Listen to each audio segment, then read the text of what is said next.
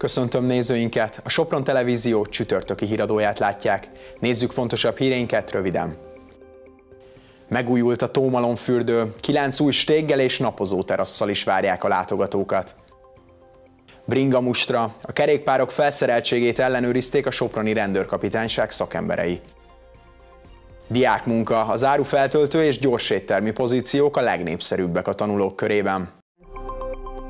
Negyedik alkalommal rendezték meg a Soproni Egyetemen azt a vitapódiumot, ahol a közgazdaságtudományi kar hallgatói mérhették össze tudásukat és retorikai képességeiket. Az idei téma az olimpia hazai megrendezése volt. A vita végén a közönség szavazata döntött a győztes csapatról. A közönség intézhet kérdéseket a felekhez, amire először a kontra, majd a pro oldal képviselőinek kell válaszolnia. Az első kérdés... Dr. Pirger Tamás az eseményen ismertette az Oxford típusú vitaszabályait. A vitapódium a Soproni Egyetem Lánfalusi Sándor közgazdaságtudományi karának egyik legnépszerűbb hallgatói eseménye. A harmadévesek 2 hónapot kaptak a felkészülésre. A vita során pedig nem csak tudásuk, hanem meggyőző készségük is számított. Negyedik alkalommal rendezzük meg a Lánfalusi vitapódiumot, ez folyamatos, tehát egy év sem maradt ki az elmúlt 4 esztendőben, és hát reményeim szerint nem is fog a következő esztendőkben, mert egyre nagyobb népszerűségnek örvend a Lánfalusi vitapódium, és abban reménykedünk, hogy az aula idén is megtelik majd hallgatókkal, oktatókkal és külsős érdeklődőkkel is.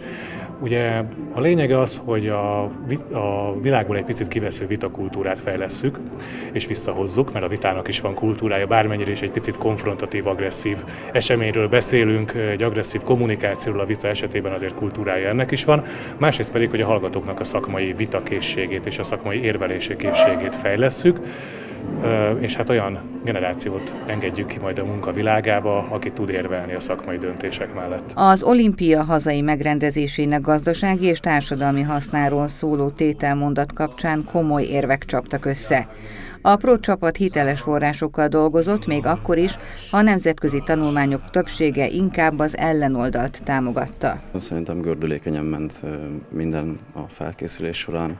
Szerintem egy picit nehezebb dolgunk van, hiszen több tanulmány volt a kontraoldalnak, de azért meg tudtuk mi is oldani, hogy hiteles forrásokból dolgoztunk.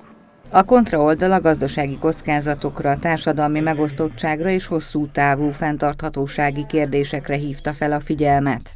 Nagyon jó csapatot sikerült összetennünk, szerintem mindenki segítette a másikat.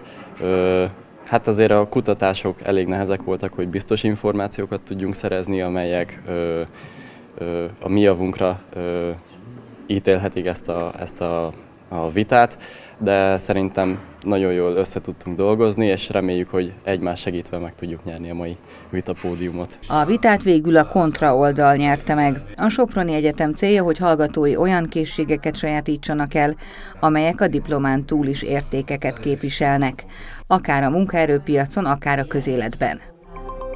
Csapadékos napok jönnek, de az időjárásról részletesen híradónk után hallhatnak. Ezután Mozaik című műsorunk következik, amelyben a Széchenyi István Gimnáziumban nyílt kiállításról lesz szó, majd az Egy hetet című magazint láthatják. Kedves nézőink, a Sopron Televízió csütörtöki híradóját látták. Műsorainkat és további híreinket keressék a sopronmedia.hu oldalon. Én valamennyi munkatársam nevében köszönöm figyelmüket, viszontlátásra!